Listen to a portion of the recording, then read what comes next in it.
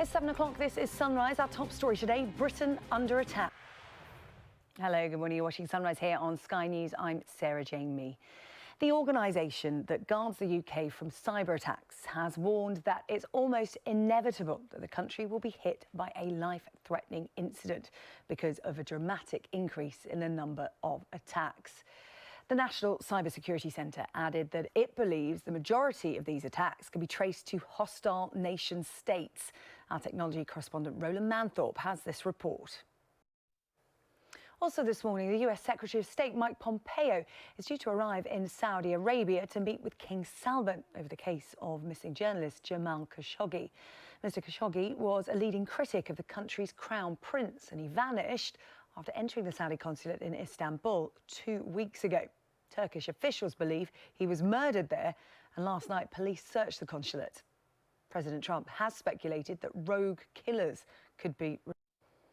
We saw the Prime Minister there, and it's set to be another difficult day for Theresa May. She's going to face her cabinet later on this morning amid revelations that 1/3 of them met secretly last night over some pizza to discuss how to stop her Brexit plans. Let's go live to Westminster. Sunrise's political correspondent Tamara Cohen is there. Sounds very innocent, doesn't it? Ministers just meeting over pizza to, chew things over, quite literally. But this was a bit more sinister, we think, Tamara. I think it was anything but innocent, Sarah Jane. Yes, I think... OK, Tamara, thank you. That cabinet meeting gets underway later this morning. Now, a reminder that Sky News is campaigning for an independent commission for leaders' debates at general elections. If you'd like to join the campaign, you can sign the petition. Head to skynews.com/makedebateshappen. It will take you straight to that petition page, and you can discuss it on social media as well. The hashtag is #MakeDebatesHappen. So far, over 38,000 of you have signed up to this petition online. We'll monitor its progress. It needs to reach 100,000 to be considered for debate in Parliament. We'll keep you across that here on Sky News. Now, today there are claims of serious sexual harassment in the House of Commons. Neil has more details on that. Good morning. Now, the National Cybersecurity Centre has warned that cyber attacks on the UK have increased dramatically, and they say it is almost inevitable that the country will be hit by a life-threatening incident. Well, these include low-level attacks on the public, like fake emails, but also high-level attacks on infrastructure from rogue states. Well, I'm joined now in the studio by Amir Al-Nemrat, a senior lecturer in cybersecurity at the University of East London. Good morning to you, Amir. This sounds incredibly worrying when the National Cybersecurity Centre say life-threatening attacks. What do they mean by that? The attacks, they could targeted infrastructure like water, power supply, electricity, grid utilities, all. And these weapons are monitored and controlled by computer systems. And as well, if there is any... These attacks coming from? Who's carrying them out? I mean, and why? there is, I could assume this type of attacks harm and damage the infrastructure, for example.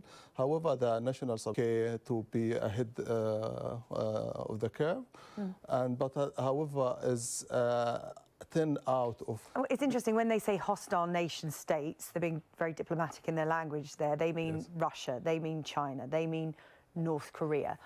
What capabilities do those states have compared to that of the UK in terms of protecting itself? It does paint the UK as a victim here. We are under attack. But what capabilities does the UK have to carry out something like this? Obviously, that is something that the National Cybersecurity Centre would never talk about. But what goes on behind the scenes? They did talk that. And just quickly, if infrastructure in this country is attacked, how easy is it to rectify? But the most important as well to find out the... OK, Amir Al-Nemrat, senior lecturer and researcher in cybersecurity and digital forensics at the University of East London. Thank you for speaking to us here about our top story on Sunrise this morning. Going to take a look at the sport now. Jackie's here. Hi, isn't it? Because our top story is all about cyber attacks and things like that happening. I don't think that was a cyber attack, to be perfectly honest with you. Probably not, just probably somebody flicking the wrong switch. It happens, it happens. They were all ready to go home. It was after the match. We're talking about lots of things here on the programme today. One thing we are talking about is hate crime. The Home Secretary, Sajid Javid, is asking for views on whether ageism and misogyny should be included as a hate crime. And some of the statistics that back up his questioning of this are remarkable. Charities estimate around 1 million older people are victims of psychological, physical, financial and sexual abuse every single year. The question is, though, is whether... But those are all offences that are already on the statute. But they're saying that convictions are too lenient. So should it be classed as a hate crime to get harsher sentences? So that's the thing. I don't understand why that would necessarily... there is clearly a debate to be had around this, but I imagine there'll be some people who are somewhat uneasy that ageism would necessarily be placed on a similar level to, for example, racism. What about misogyny? Yeah. Well, it's interesting. This is all the Law Commission. Stella Creasy, Labour MP, wanted them to look at changing the law so that misogyny, you know, because women, girls receive an inordinate amount of abuse. But it looks as if the Law Commission is going to slightly change, slightly broaden their look at things. Well, let us know what you think. Should misogyny, ageism and the abuse of subcultures like goths and punks be included as hate crimes? News at sky.com, or you can tweet us this morning at Sky Sarah Jane, at Sky News Neil. Going to take a look at the weather now. Naz is here. Hello, it's 7:34. You're watching Sunrise here on Sky News. Coming up, get in touch, news at sky.com, or you can tweet us at Sky Sarah Jane for your thoughts on anything we're covering this morning. A reminder of our top story today. The National Cyber Security Centre has warned of a dramatic increase in cyber attacks on the UK. The organisation... You're watching Sunrise here on Sky News. Coming up after the break, we'll take a look through Tuesday's newspapers. Businesswoman Michelle Dewberry and journalist Andy Walton standing by. And we're going to be talking about hate crimes and whether things like ageism and misogyny should be included as hate crimes. That's coming up after the break. Let's take a look through Tuesday's newspapers with Michelle Dewberry and Andy Walton. And we're going to talk about hate crimes, front page of the Telegraph.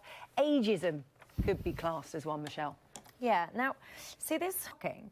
What's even more shocking is that 0.3% of those crimes resulted in a criminal conviction. So to me, it's not, what you need to be doing is not, you need to be stepping back and saying, how are we punishing people that commit crimes? Because if you've got 1 million crimes taking place, you know, to be blunt, it's kind of almost irrespective of who it's against. But at the same time, there have been cuts to the policing budget, massive cuts to, say, legal aid, you know, things that actually prop up the justice system and enable crimes to be prosecuted. I'm nervous about, you know, trying to work out what's in someone's head while they're committing a crime. As well, that you kind of demean crimes which we all generally accept to be hate crimes. You know, they're talking about perhaps having misandry included in all of this. They're talking about, you know, subgroups such as goths. You know, having a pop at a goth is a hate crime. Does that not diminish the others? Sajid Javid actually goes on. Now, name calling, I don't like name calling. I just think it's not a nice thing to do. It just shows you just to be a bit stupid, really, if that's what you need to do with people. To really use horrible names. Level is attacking someone because of who they are or what they believe. So it goes back to some of these crimes are being committed against the elderly because they are old. So they are easy targets. But that's because the criminal. People.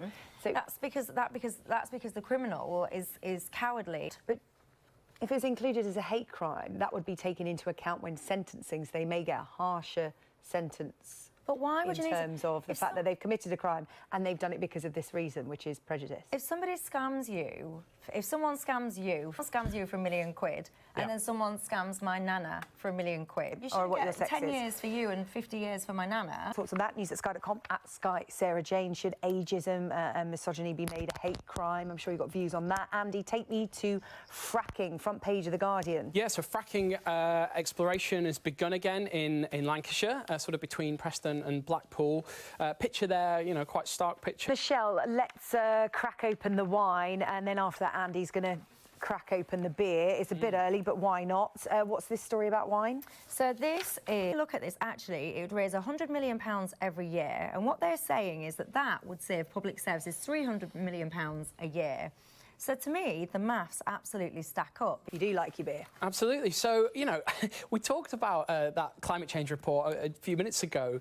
crazy urgency that we need to tackle climate change. The planet is almost literally on fire, but people, it just seems to have disappeared from the news agenda again. So I wonder if this story will finally make it land with some of us. It might. Well, I got a round of 6 drinks yesterday. And you had to take out a second mortgage. It was £12. What? Oh, in Hull. Even drinking? And You were no, buying mine was the- a non-alcoholic. Yeah, I'm a nice sister. Yes. And by the way, I don't know how you. Michelle, you want to talk about divorce. Yeah. TV's Ant McPartlin, apparently his divorce proceedings get underway today, but it's not actually his case that you want to focus on. Well, no, I mean they're talking. Apportioning blame, isn't Yeah. it? What if there's no one to blame in the divorce? That Well, you've just fallen out of love and you don't want to be together? Then there's Is it fair that somebody has to take the blame? There's a process that you need to go What through. do you think? News at sky.com. Jackie, what have you found on the back pages? But it's this space. Jackie, thank you very much. And Michelle, you're going to get no prizes here for delivering our first Christmas story of the season. We're not even halfway through Your October yet. first one. Yeah.